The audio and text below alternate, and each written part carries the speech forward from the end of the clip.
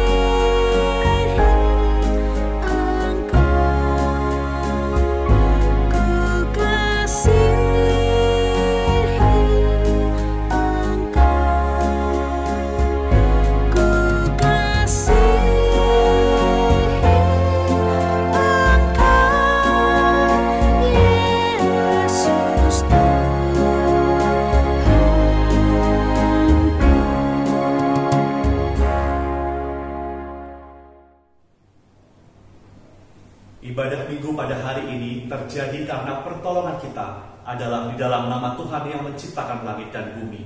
Kasih karunia dan damai sejahtera dari Allah Bapa kita dan dari Tuhan kita Yesus Kristus serta dari Roh Kudus menyertai saudara sekalian. Dan beserta saudara juga. Pandai mendengar dan berkata-kata yang benar adalah tema ibadah pada hari Minggu ini. Kesediaan untuk mendengarkan sabda Tuhan dengan baik menjadi bagian yang tak terpisahkan dan sikap iman kita sebagai orang percaya. Dengan mendengar, kita bisa semakin peka untuk memahami apa yang menjadi visi dan misi Allah bagi dunia ini. Kebenaran firman dan kehendak Allah yang kita dengar juga harus kita suarakan melalui kata-kata dan tindakan nyata dalam hidup sehari-hari. Dengan demikian, kabar baik dan damai sejahtera Allah dapat semakin diterima dan dirasakan oleh sesama kita.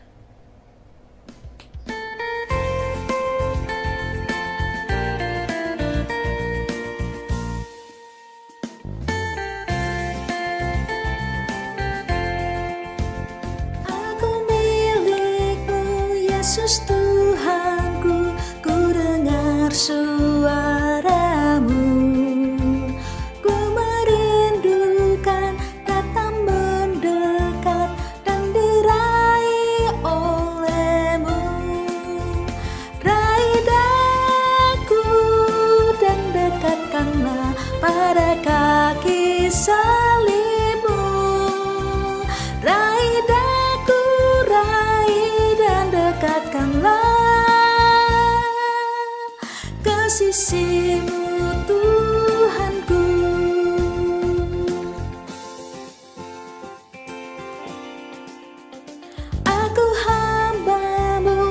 sucikanlah oleh kasih kurnia, hingga jiwaku memegang teguh kehendak-Mu yang mulia. Raih daku dan dekatkanlah pada kaki salib-Mu. Raih daku, raih dan dekatkanlah ke sisi-Mu, Tuhanku.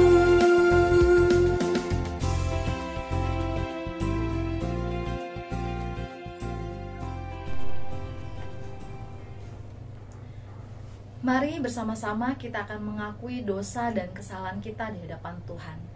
Mari kita satu di dalam doa. Allah yang berlimpah kasih setia, saat ini kami datang untuk mengakui kerapuhan kami yang mudah terjatuh ke dalam dosa. Kami mengakui bahwa di dalam kehidupan sehari-hari, kami belum mendengarkan sabda dan kehendak-Mu dengan baik. Perintah-Mu tidak kami lakukan dengan sungguh-sungguh, dan kabar baik Kristus tidak kami teruskan melalui kata-kata yang benar maupun dalam tindakan nyata kami. Kiranya Engkau berkenan untuk menyelidiki hati kami, ya Allah. Ampunilah kami dan tolonglah kami untuk semakin peka dalam mendengarkan sabda-Mu. Biarlah kebenaran firman-Mu yang kami dengar juga dapat kami suarakan melalui kesaksian kata-kata dan sikap hidup kami sehari-hari. Inilah permohonan kami yang kami alaskan di dalam nama Tuhan Yesus Kristus, Juru Selamat kami yang hidup. Amin. Bagi kita yang dengan tulus hati mengaku dosa dan memohon pengampunan dari Tuhan, dengarkanlah berita anugerah dari 1 Yohanes pasal 1 ayat yang ke-9 yang berkata, jika kita mengaku dosa kita, maka Ia adalah setia dan adil, sehingga Ia akan mengampuni segala dosa kita dan menyucikan kita dari segala kejahatan. Demikianlah berita anugerah dari Tuhan. Syukur pada Allah. Umat yang dikasihi oleh Tuhan, sebelum kita merenungkan firman Tuhan, mari kita berdoa. Allah Bapa kami yang bertakhta di dalam kerajaan surga yang mulia, sesaat lagi kami akan bersama-sama membaca Alkitab. Kami mohon kiranya Tuhan memandu kami, supaya kami dapat memahami firman-Mu, untuk kemudian kami lakukan di dalam kehidupan kami sehari-hari. Tolong hamba-Mu yang menyampaikan, biarlah di dalam keterbatasan dan kelemahannya, Tuhan berkenan untuk memakai dia. Setiap kata yang keluar dari mulutnya, biarlah itu merupakan perkataan yang berasal dari Tuhan saja. Di dalam nama Tuhan Yesus Kristus kami menyerahkan seluruh rangkaian pemberitaan firman Tuhan ini. Amin. Bacaan pertama terambil dari Amos 7 ayat 7 sampai 15. Inilah yang diperlihatkannya kepadaku. Tanpa Tuhan berdiri dekat sebuah tembok yang tegak lurus dan di tangannya ada tali sipat. Lalu berfirmanlah Tuhan kepadaku. Apakah yang kau lihat, Amos? Jawabku, tali sipat. Berfirmanlah Tuhan. Sesungguhnya aku akan menaruh tali sipat di tengah-tengah umatku Israel. Aku tidak akan memaafkannya lagi. Bukit-bukit pengorbanan daripada Ishak akan dilicin-tandaskan, dan tempat-tempat kudus Israel akan diruntuhkan. Dan aku akan bangkit melawan keluarga Yerobeam dengan pedang. Lalu Amaziah, imam di Betel, menyuruh orang menghadap Yerobeam, raja Israel dengan pesan. Amos telah mengadakan persepakatan melawan tuanku di tengah-tengah kaum Israel. Negeri ini tidak dapat lagi menahan segala perkataannya. Sebab beginilah dikatakan Amos.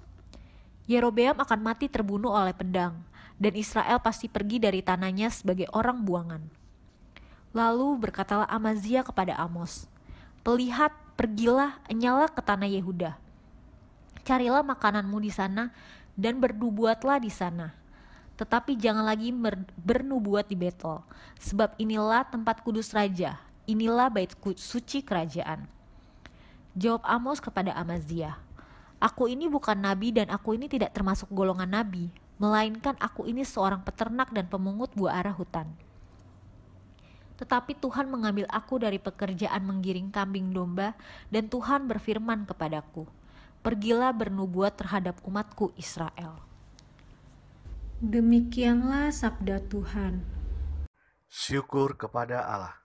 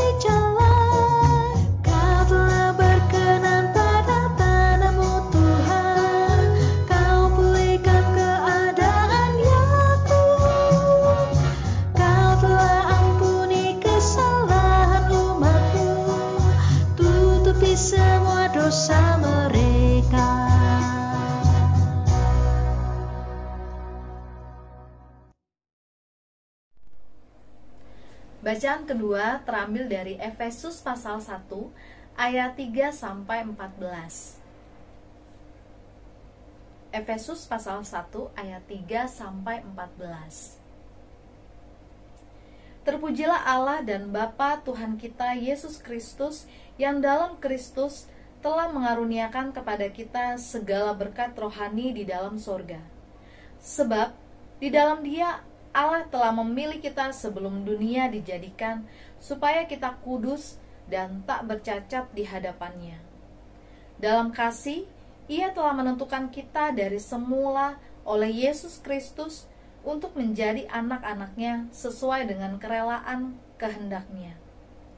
Supaya terpujilah kasih karunia-Nya yang mulia, yang dikaruniakannya kepada kita di dalam Dia yang dikasihi-Nya. Sebab di dalam Dia dan oleh darah-Nya kita beroleh penebusan, yaitu pengampunan dosa menurut kekayaan kasih karunia-Nya, yang dilimpahkannya kepada kita dalam segala hikmat dan pengertian. Sebab Ia telah menyatakan rahasia kehendak-Nya kepada kita sesuai dengan rencana kerelaannya, yaitu rencana kerelaan yang dari semula telah ditetapkannya di dalam Kristus, sebagai persiapan kegenapan waktu untuk mempersatukan di dalam Kristus sebagai kepala segala sesuatu, baik yang di surga maupun yang di bumi. Aku katakan di dalam Kristus, karena di dalam Dialah kami mendapat bagian yang dijanjikan, kami yang dari semula ditentukan untuk menerima bagian itu sesuai dengan maksud Allah, yang di dalam segala sesuatu bekerja menurut keputusan kehendak-Nya, supaya kami yang sebelumnya telah menaruh harapan pada Kristus boleh menjadi puji-pujian bagi kemuliaan-Nya. Di dalam Dia, kamu juga, karena kamu telah mendengar firman kebenaran, yaitu Injil keselamatanmu, di dalam Dia, kamu juga, ketika kamu percaya, dimeteraikan dengan Roh Kudus yang dijanjikannya itu. Dan Roh Kudus itu adalah jaminan bagian kita sampai kita memperoleh seluruhnya, yaitu penebusan yang menjadikan kita milik Allah untuk memuji kemuliaan-Nya. Demikianlah sabda Tuhan. Syukur kepada Allah. Pembacaan Injil diambil dari Injil Tuhan kita Yesus Kristus menurut Markus pasal 6 ayat 14 sampai dengan ayat 29.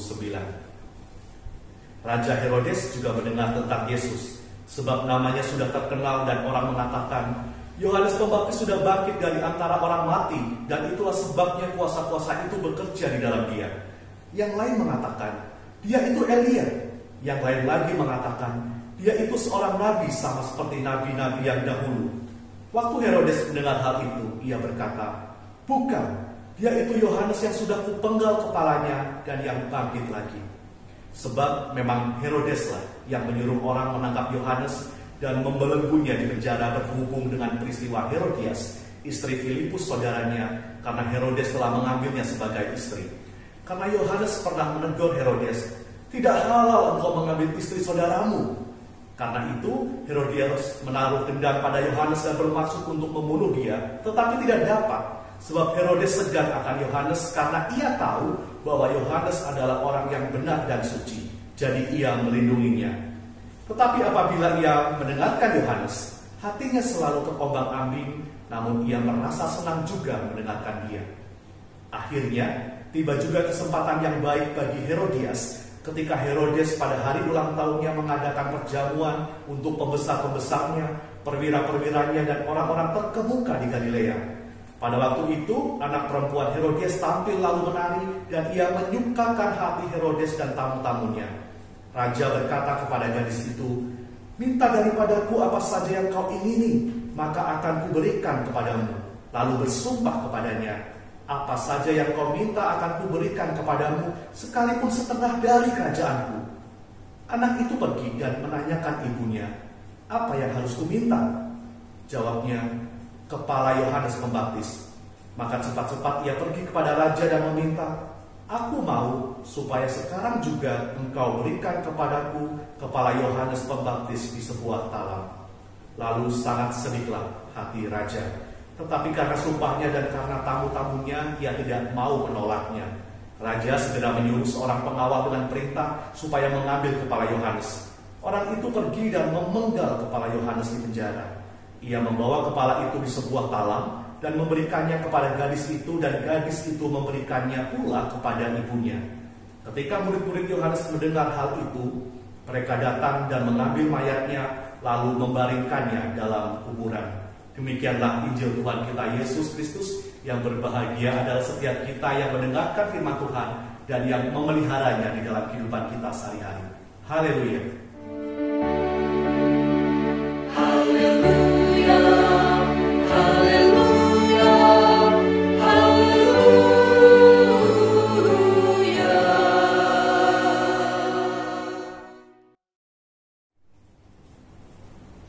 Selamat hari Minggu, saudara-saudara yang dikasihi oleh Tuhan. Bagaimana kabar kita sekalian? Semoga kita semua selalu ada di dalam rangkulan cinta kasih Tuhan Yesus Kristus. Saudara-saudara yang dikasihi oleh Tuhan, adakah di antara kita yang pernah bermain kata berantai? Permainan yang dilakukan antara dua atau lebih kelompok. Misalkan ketika kita sedang mengadakan kegiatan kebersamaan atau keakraban dengan teman-teman gereja atau rekan-rekan kerja mungkin pernah ya saudara-saudara, di mana ada dua atau lebih kelompok yang terdiri dari beberapa orang, kemudian berbaris dari depan ke belakang, lalu orang yang paling depan diberi sebuah kalimat untuk diteruskan satu demi satu hingga orang yang paling belakang. Nah, kalimat yang disampaikan biasanya kalimat yang cukup unik.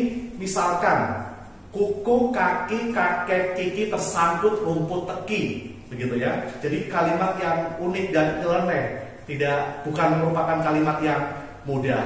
Nah, siapakah yang menang? Yang menang adalah kelompok yang paling cepat untuk meneruskan pesan itu, tetapi sekaligus pesan itu disampaikan dengan tepat dan benar. Atau paling tidak hampir benar gitu ya, 80%. Namun kecenderungannya saudara-saudara, biasanya anggota kelompok itu tidak mendengar dengan baik, cenderung mendengarkan dengan terburu-buru, yang penting cepat, kadang juga tidak disiplin. Belum gilirannya sudah maju kepengen dengar apa kalimat yang harus diteruskan. Padahal inti lombanya ada pada kata-kata dan kalimat yang tepat dan benar. Kalau cepat tapi salah ya sia-sia. Lebih baik agak tertinggal sedikit tetapi jawaban yang diberikan itu benar. Nah, dari permainan sederhana ini kita mendapati bahwa perkara mendengar ternyata tidak mudah. Kerap orang mendengar hanya sambil lalu saja, tidak memproses apa yang kita dengar untuk kita pahami dan resapi. Jadi masuk telinga kiri, keluar telinga kanan.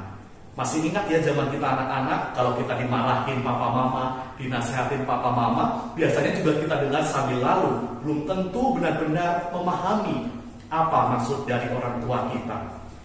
Atau di dalam kasus lain, pada zaman kemajuan media sosial dan media digital saat ini, kita mendapatkan limpahan informasi, banjir informasi yang beraneka ragam, mulai dari gosip artis, berita politik, berita ekonomi, berita situasi pandemi COVID terkini, sampai konten agama pun dapat kita temukan dengan mudah di Facebook, di YouTube, maupun link yang seringkali di-sharekan di grup WA yang kita ikuti.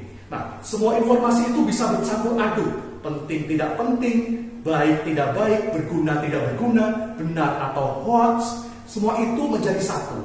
Nah, ada juga kecenderungan orang untuk membaca dan mendengarkan secara asal, tidak diproses untuk kemudian dipahami atau disaring lebih dahulu sebelum orang tersebut memberikan reaksi atau komentar atas sebuah peristiwa. Akhirnya bukan kata-kata yang baik yang keluar dari mulut kita atau jari-jari kita yang mengetik ya di kolom komentar, melainkan ungkapan kemarahan, kekesalan atau kebencian yang memperkeruh suasana. Nah, kita mau bersama-sama melihat bahwa proses mendengar itu tidak mudah, karena proses mendengar bukan hanya proses indrawi saja atau dengan telinga saja, tetapi juga melibatkan proses batin, proses hati, mendengar dengan hati. Dan kemauan untuk mendengarkan dengan baik ternyata tidak terpisah dari sikap iman kita kepada Tuhan. Sebagai umat Tuhan, anak Tuhan, murid Tuhan yang Tuhan kasihi, tentu Ia mau supaya kita pandai mendengarkan sabdanya sehingga kita terdorong untuk hidup benar. Melalui bacaan leksionari hari ini, kita mau diajak untuk belajar mendengar supaya kita bisa berkata-kata yang benar, juga bertindak yang benar atau baik. Melalui kisah Herodes di dalam bacaan Injil dan juga Amos di dalam bacaan yang pertama. Kita lihat Injil dulu ya saudara-saudara. Perikop Injil kita menyampaikan kabar tentang bagaimana Yesus itu semakin populer. Pelayanannya, mujizat yang Ia lakukan semakin terdengar di berbagai kalangan, tidak hanya rakyat biasa, tetapi juga terdengar oleh pejabat dan pembesar pemerintah seperti Herodes. Herodes di dalam perikop kita yang dimaksud adalah Herodes Antipas, yaitu putra dari Herodes Agung yang menguasai seperempat wilayah Galilea. Nah, Raja Herodes ini pun dengar juga nih mengenai siapa Yesus. Ia sudah dengar ya orang-orang menyebut Yesus sebagai Yohanes Pembaptis yang sudah bangkit dari antara orang mati. Kemudian ada yang menyebut Yesus sebagai Elia, ada yang menyebut sebagai nabi-nabi yang dahulu pernah berkarya bagi umat Israel. Nah, dari apa yang ia dengar, Herodes mengambil kesimpulannya sendiri atau pernyataannya sendiri, yaitu bahwa Yesus adalah Yohanes yang ia sudah penggal kepalanya dan bangkit lagi. Nah, dari situasi ini kita mendapati sebuah fakta dan kronologi peristiwa dibunuhnya Yohanes Pembaptis atas perintah Herodes. Jadi ceritanya mula-mula Yohanes Pembaptis itu menegur Herodes karena ia mengambil Herodias, istri Filipus saudaranya. Dikatakan tidak halal engkau mengambil istri saudaramu. Begitu ya Yohanes menegur Herodes. Herodes mendengarkan teguran Yohanes Pembaptis, tetapi sepertinya Herodes tidak sungguh-sungguh memahami maksud teguran dari Yohanes. Herodes sendiri agaknya juga bimbang, segan kepada Yohanes, tetapi toh ia tidak mau memprosesnya. Herodes tidak mampu menegaskan sikapnya atau untuk berbalik dari kesalahannya. Malah Herodias, istri baru dari Herodes ini, yang tersinggung dan dendam kepada Yohanes dan ingin membunuhnya. Namun Herodes melindunginya sehingga ia hanya menangkap dan membelenggunya di penjara.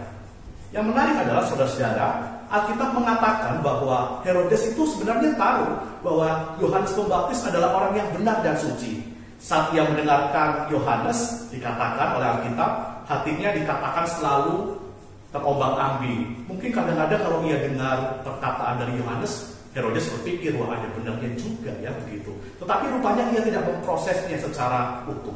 Dikatakan juga bahwa Herodes sebenarnya juga senang mendengarkan perkataan Yohanes. Ya, cuma sayangnya tadi ya saudara-saudara, Herodes tidak memproses apa yang ia dengar dengan hikmat dan kebijaksanaan. Ia mendengar tetapi tidak sungguh-sungguh mendengarkan, sehingga ia mudah jatuh ke dalam sikap yang sembrono atau ceroboh. Lalu dengan mudah Herodes terperdaya oleh akal licik Herodias yang menyuruh putrinya untuk menyukakan hati Herodes pada jamuan makan di hari ulang tahunnya yang dihadiri oleh para pembesar dan juga pejabat tinggi. Putri Herodias menari ya di depan mereka semua dan berhasil menyenangkan Herodes dan para tamu sampai akhirnya Herodes memberikan sebuah hadiah tawaran kepada putri Herodias untuk silakan meminta apa saja yang ia ingini, maka Herodes akan memberikannya. Herodes bahkan sampai bersumpah di depan banyak orang.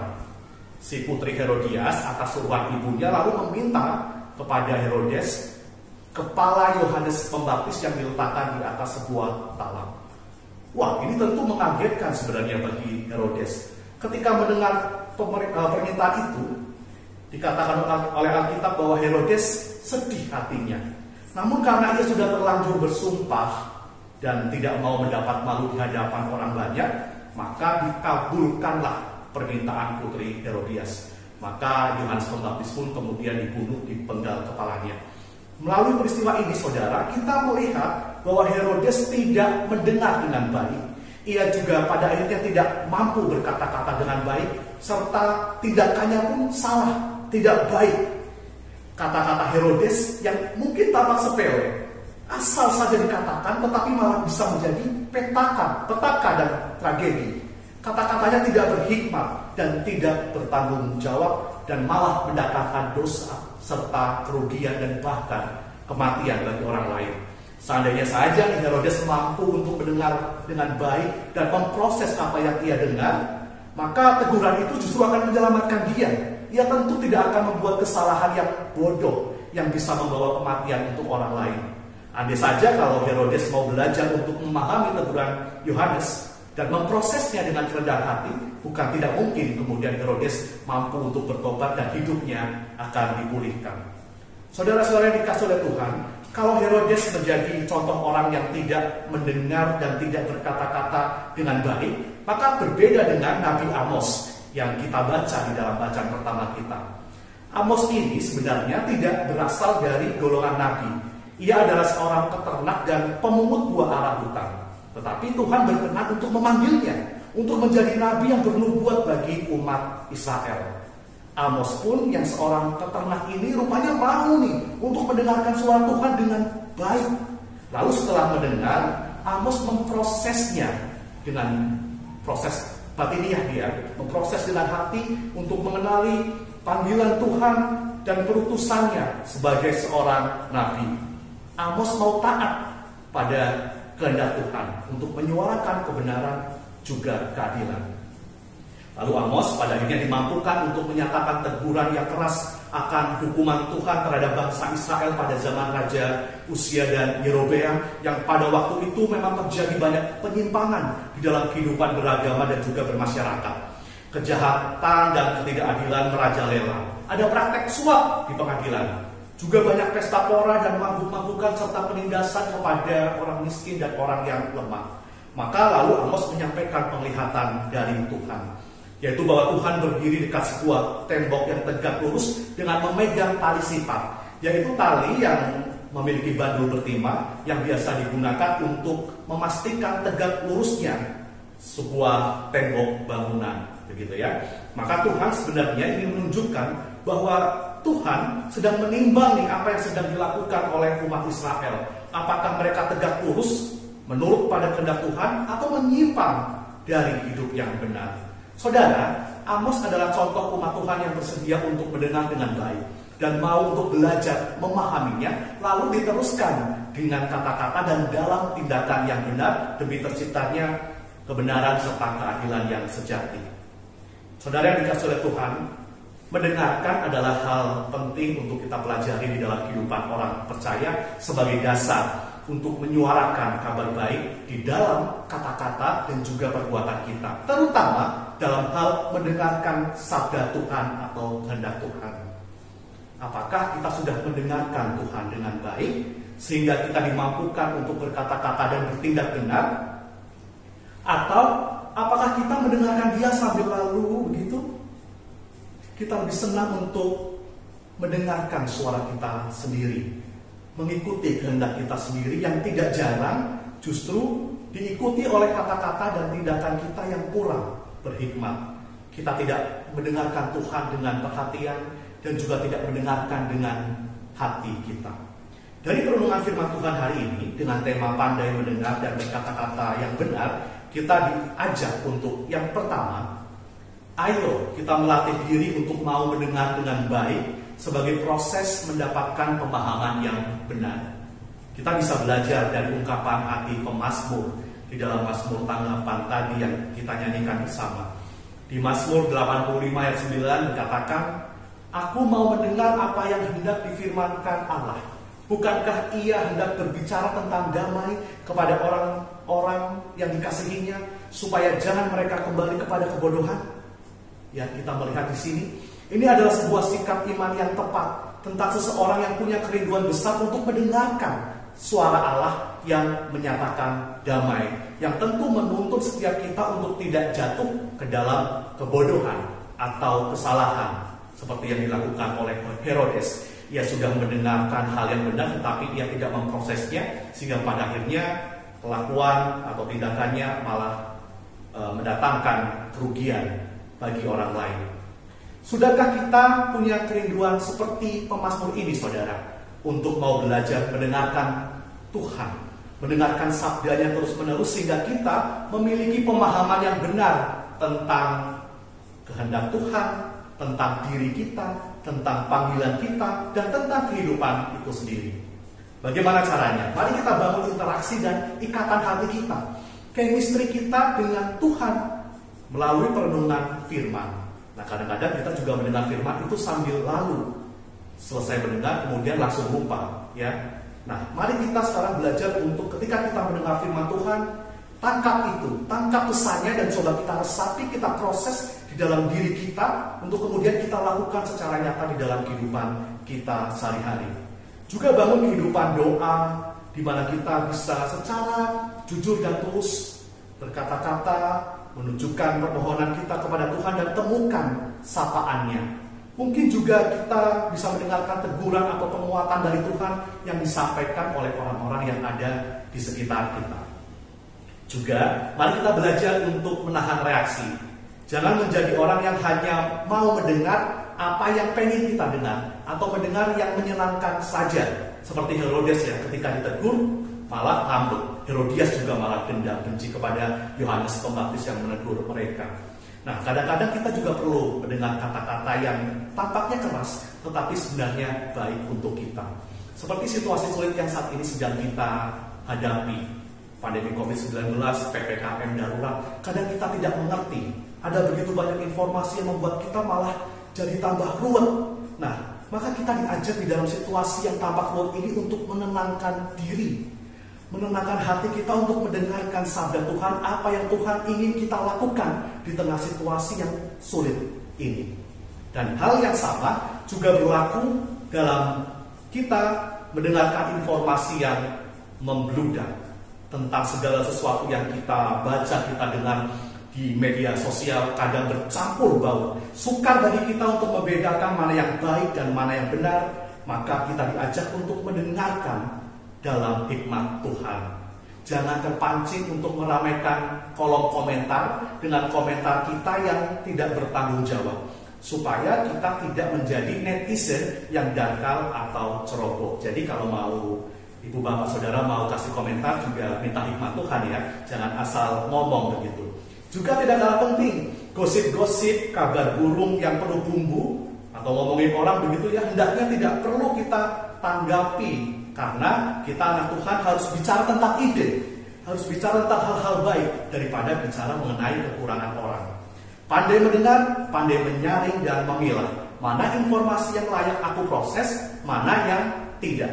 Yang kedua, saudara-saudara, setelah mendengar dan memahami, kita diajak untuk belajar menyuarakan kabar baik itu di dalam perkataan dan perbuatan.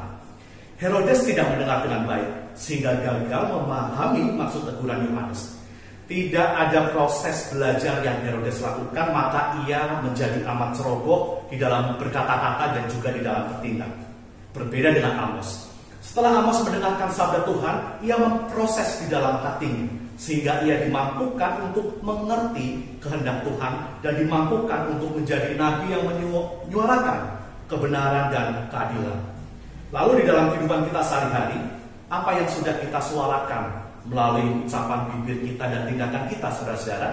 Sudahkah kita menyuarakan kebenaran dan hal-hal baik yang kita dapatkan dari perenungan firman Tuhan atau dari keakraban persekutuan kita dengan Tuhan? Misalkan, saat kita mendengar perintah Tuhan untuk mengasihi, benarkah kasih itu kita teruskan kepada orang lain? Atau kasih itu terhambat di dalam diri kita karena kita masih menyimpan dendam dan kebencian? Saat kita mendengar kerinduan Tuhan agar kita bertobat dan berbalik dari kebiasaan buruk kita, apakah kita juga mau dituntun kembali kepadanya? Apa saat Tuhan memanggil kita untuk turut di dalam pelayanan kepada sesama, pelayanan di gereja, apakah kita juga mau mempergumulkannya sungguh-sungguh? Atau saat Tuhan memberikan kepada kita banyak pengalaman hidup yang berharga, yang di dalamnya Tuhan turut beserta, sudahkah kita mau membagikan itu kepada orang lain supaya mereka juga dikuatkan? Cakap atau pandai mendengar berarti juga cakap atau pandai di dalam memahami, cakap juga di dalam berkata-kata dan bertindak sesuai dengan kehendak Tuhan. Saudara-saudara yang dikasihi oleh Tuhan, mari kita bersama meneguhkan komitmen menjadi anak Tuhan, murid Tuhan yang sedia untuk belajar mendengar. Kita bertumbuh dewasa di dalam iman sehingga kita dimampukan untuk mengekspresikan, mewujud nyatakan kebaikan Tuhan melalui kata-kata dan tindakan nyata di dalam kehidupan kita sehari-hari. Asah terus-menerus kepekaan kita dengan telinga, dengan hati kita untuk mendengarkan suara Tuhan yang mengajarkan kepada kita untuk menemukan kebenaran, keadilan, dan kedamaian di tengah dunia yang penuh dengan pergumulan. Selamat menjadi pendengar dan pemberita kabar baik yang handal. Tuhan Yesus memberkati.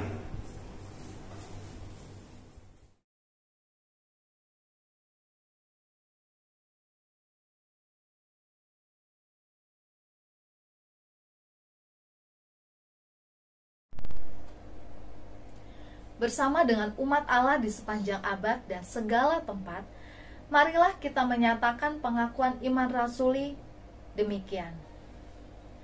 Aku percaya kepada Allah, Bapa yang Maha Kuasa, Khalik langit dan bumi, dan kepada Yesus Kristus, Anaknya yang tunggal, Tuhan kita, yang dikandung dari Roh Kudus, lahir dari anak darah Maria, yang menderita sengsara di bawah pemerintahan Pontius Pilatus, disalibkan, mati dan dikuburkan, turun ke dalam kerajaan maut. Pada hari yang ketiga, bangkit pula dari antara orang mati, naik ke surga, duduk di sebelah kanan Allah, Bapa yang Maha Kuasa, dan dari sana ia akan datang untuk menghakimi orang yang hidup dan yang mati. Aku percaya kepada Roh Kudus, gereja yang kudus dan am, persekutuan orang kudus, pengampunan dosa, kebangkitan orang mati, dan hidup yang kekal. Marilah kita datang menghadap Tuhan untuk menaikkan doa syafaat kita. Bapa yang baik, kami kembali datang menghadap Engkau untuk bersyukur atas firman-Mu yang meneguhkan kami, supaya kami menjadi murid-Mu yang setia di dalam mendengarkan sabda-Mu, supaya kami dapat berkata-kata dengan baik, juga bertindak dengan baik sesuai dengan firman Tuhan. Saat ini ya Tuhan, kami rindu untuk menaikkan doa serta permohonan kami. Kami menyadari bahwa saat ini kami sedang berhadapan dengan situasi yang sulit, khususnya di tengah pandemi COVID-19. Ada saudara-saudara kami yang saat ini sedang terbaring sakit karena COVID-19 maupun juga karena sakit yang lain. Kami memohon kiranya Tuhan berkenan untuk melawat, memberikan sentuhan kasih kepada saudara-saudara kami. Biarlah melalui perawatan medis dan obat-obatan Tuhan boleh menguatkan kondisi fisik serta psikis mereka. Juga untuk keluarga yang mendukung di dalam doa dan cinta kasih, Tuhan juga boleh terus menghiburkan dan menguatkan mereka di dalam iman percaya kepada Tuhan Yesus Kristus sebagai tabib yang ajaib. Kami juga berdoa ya Tuhan bagi pergumulan yang dialami oleh saudara-saudara kami terkait dengan persoalan pekerjaan maupun persoalan perekonomian. Tuhan juga boleh menopang mereka. Untuk ikatan di tengah relasi keluarga, khususnya di tengah situasi pandemi ini, Tuhan juga boleh terus hadir di dalamnya. Ikat kami, rangkul kami dengan cinta kasih-Mu. Juga untuk setiap kerinduan-kerinduan yang mungkin tidak dapat kami sebutkan satu persatu, kami mau percaya bahwa Tuhan menopang kami, menolong kami, bahkan berjuang dengan kami untuk mengatasi setiap kesulitan ataupun hambatan yang kami jumpai dalam kehidupan kami. Kami juga berdoa ya Tuhan bagi gereja Tuhan GKI Jati Bening Indah. Tolonglah kami ya Tuhan untuk senantiasa melakukan tugas dan tanggung jawab kami, menghadirkan persekutuan, juga mewartakan cinta kasih baik kepada anggota jemaat, simpatisan, juga bagi lingkungan di sekitar kami. Biarlah pengharapan dapat terus kami sebarkan di tengah situasi yang sulit ini. Gereja menjadi sarana pewartaan kehadiran kerajaan Allah, bahwa shalom dan damai sejahtera itu sedang dan akan terus dihadirkan oleh Tuhan, dan Tuhan mengundang setiap kami untuk berpartisipasi di dalamnya. Kami juga berdoa ya Tuhan untuk bangsa dan negara kami. Sertai pemerintah dari tingkat pusat sampai dengan tingkat daerah. Berikan hikmat, kebijaksanaan, tanggung jawab di dalam melakukan apa yang menjadi tugas mereka. Berikanlah kepada kami damai sejahtera, juga keadilan ya Tuhan, di tengah kondisi yang saat ini mungkin menyesakkan bagi banyak pihak. Tuhan boleh turut campur tangan. Untuk upaya penanganan pandemi COVID-19, Tuhan juga boleh menolong upaya vaksinasi dapat bermanfaat untuk meningkatkan imunitas anggota masyarakat, dan kami diberikan hati yang taat untuk menjaga protokol kesehatan dengan baik. Inilah doa kami ya Tuhan yang kami alaskan di dalam satu nama Tuhan Yesus Kristus yang mengajarkan kami berdoa. Bapa kami yang ada di sorga, dikuduskanlah nama-Mu, datanglah kerajaan-Mu, jadilah kehendak-Mu di bumi seperti di sorga. Berikanlah kami pada hari ini makanan kami yang secukupnya, dan ampunilah kami akan kesalahan kami, seperti kami juga mengampuni orang yang bersalah kepada kami. Dan janganlah membawa kami ke dalam cobaan, tetapi lepaskanlah kami daripada yang jahat, karena Engkaulah yang mempunyai kerajaan dan kuasa dan kemuliaan sampai selama-lamanya. Amin. Mari kita bersyukur atas kebaikan dan penyertaan Tuhan dengan membawa persembahan kepadanya. Firman Tuhan dalam 2 Korintus pasal 9 ayat 12 menyatakan, sebab pelayanan kasih yang berisi pemberian ini bukan hanya mencukupkan keperluan-keperluan orang-orang kudus, tetapi juga melimpahkan ucapan syukur kepada Allah. Saudara dapat mengirimkan persembahan melalui transfer ke rekening gereja maupun memberikan secara langsung melalui kantor gereja.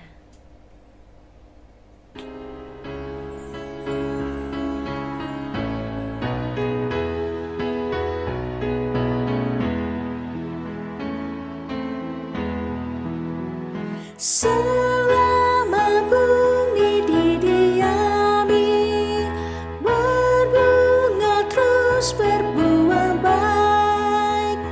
Engkau ya Allah Bapa, kami sembah syukur padamu naik.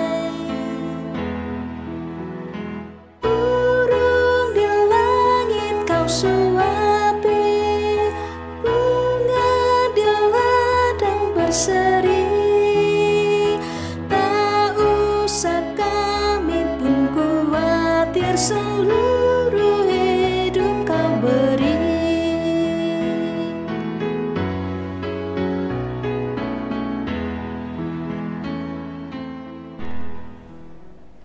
Mari kita satu dalam doa. Allah Sang Pemelihara kehidupan, terpujilah Engkau yang senantiasa setia mengasihi kami. Dengan sukacita dan penuh rasa syukur, kami datang membawa persembahan di hadapan-Mu. Terimalah dan berkatilah persembahan kami, agar dapat dikelola sebagai alat perwujudan kesaksian dan pelayanan gereja-Mu di tengah dunia. Inilah doa kami ya Allah, dalam segala situasi kehidupan. Ajarlah kami untuk selalu bersyukur atas limpah rahmat-Mu. Dalam Kristus kami berdoa. Amin.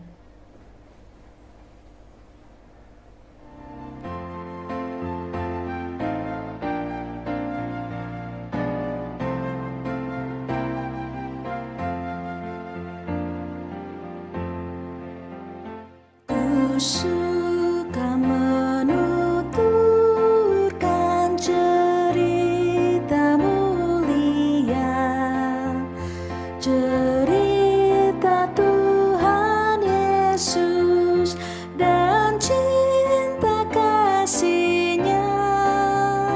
Ku suka menuturkan cerita yang benar, penawar hati rindu, pelipur terbesar.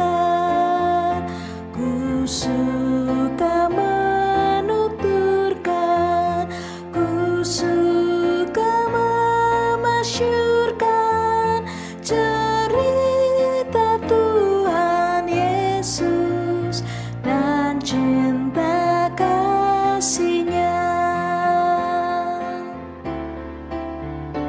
Ku suka menuturkan cerita mulia, setiap ku ulangi bertambah manisnya. Ku suka menuturkan sabdanya yang besar, dan yang belum percaya supaya mendengar.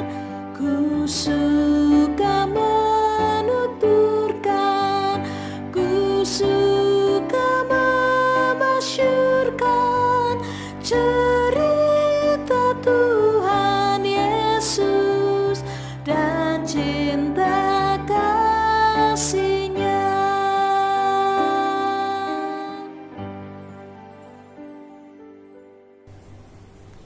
Umat yang dikasih oleh Tuhan, marilah kita bersama-sama meneguhkan komitmen menjadi murid Tuhan yang mau untuk belajar mendengarkan sabdanya, sehingga kita menjadi pribadi yang pandai mendengar dan berkata-kata yang benar, juga bertindak sesuai dengan firman Tuhan.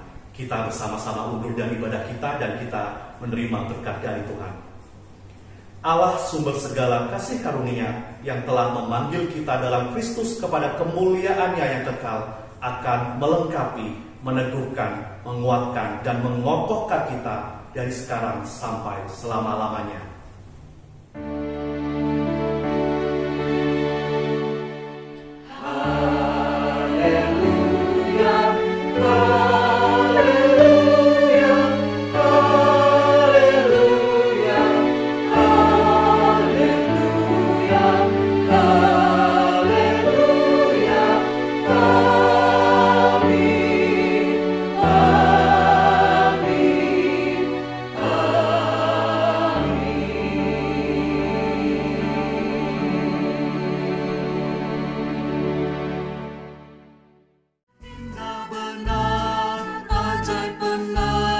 Firman kehidupan.